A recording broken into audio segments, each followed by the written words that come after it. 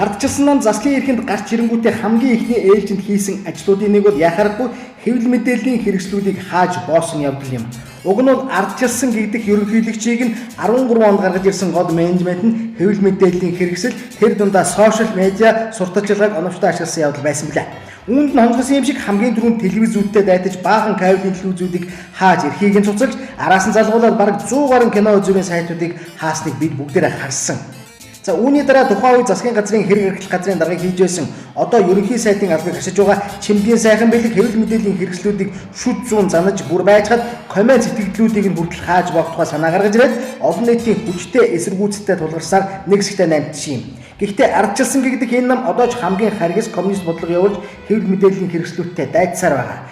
Энэ тухайга эрүүгийн хуулинд хүртэл заалтаруулж ард түмнийг үзэл бодлоо илэрхийлэх аргагүй болгож хаалттай хоройтой зоонд байлган манкурт боол болгож авах ажлаа иймэрхүү арга замаар хэрэгжүүлж байна.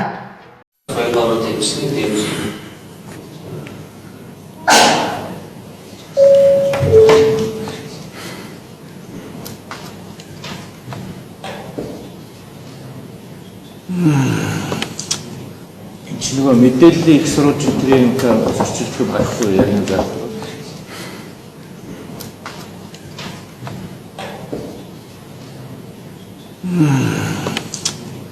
Энэ ч нөгөө мэдээллийн их сурвалжуудын зөрчилдөг байхгүй яг нэг зал. За өөр юм ярих шаардлагагүй. Америк нөхөртэй Америк стандартаар хүмүүжсэн энэ ихнэр эрүүгийн хэргийн шалган шийдвэрлэх хуулийг хэлцэх үед ийм авиг гаргаж хууль бусаар хувийн үзэл бодлоо ард түмэнд тулгаж байна.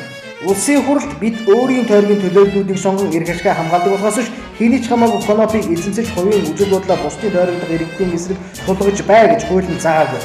Тэр тусмаа сонгогч иргэдийнхээ эрх чөлөөг цензурлаж буй эрүүгийн хэргийг шийдвэрлэх амин чухал хуулийг хэлцэж байх үеэр гаргаж буй энэ авийг тодорхойлох үг хэлдэг ардчилсан гэдэг тодорхойлолтой хөл толгойгоо алдаж дампуурын зэрлэгсэн өнөөгийн нийгэмд ч үнэхээр олдохгүй байна.